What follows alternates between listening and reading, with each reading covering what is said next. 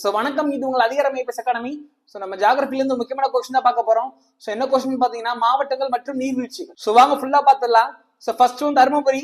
So தருமபுரியில Hogenakkal falls இருக்கு. So next one Nilgiri. So நீலகிரியில கேத்ரின் மற்றும் பைக்காரா போன்ற நீர்வீழ்ச்சிகள் அமைஞ்சிருக்கு. So next one Kovai. So கோவையில வைதேகி, செங்குபதி, சிறுவாணி மற்றும் கோவை குற்றாலம் போன்ற நீர்வீழ்ச்சிகள் அமைஞ்சிருக்கு. So next one Salem. So சேலம்ல கிள்ளியூர் நீர்வீழ்ச்சி அமைஞ்சிருக்கு. So next one Namakkal. So நாமக்கல்ல ஆகாய கங்கை நீர்வீழ்ச்சி அமைஞ்சிருக்கு. So next one Tiruppur. So திருப்பூர்ல திருமூர்த்தி ஃபால்ஸ் அமைஞ்சிருக்கு. So next one Madurai.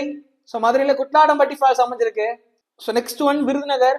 So விருதுநகர்ல ஐயனார் ஃபால்ஸ் அமைஞ்சிருக்கு. So next one Tirunelveli. So திருநெல்வேலியில கல்யாண தீர்த்தம் அமைஞ்சிருக்கு. So next one Tenkasi. So தென்காசியில குற்றாலம் ஃபால்ஸ் அமைஞ்சிருக்கு. So next one Kanyakumari. So கன்னியாகுமரியில திருப்பரப்பு, காளிகேசம் மற்றும் முலக்கை வட்டப்பாறை போன்ற நீர்வீழ்ச்சிகள் அமைஞ்சிருக்கு. So next one Theni. So தேனியில கும்பக்கரை மற்றும் சுருளி ஃபால்ஸ் அமைஞ்சிருக்கு. ஸோ உங்களுக்கான கேள்வி என்னன்னு பாத்தீங்கன்னா, தமிழகத்தில் மிகவும் உயரமான நீர்வீழ்ச்சி எதுன்னு சொல்லிட்டு மறக்காம கமெண்ட் செக்ஷன்ல கமெண்ட் பண்ணுங்க. So thank you.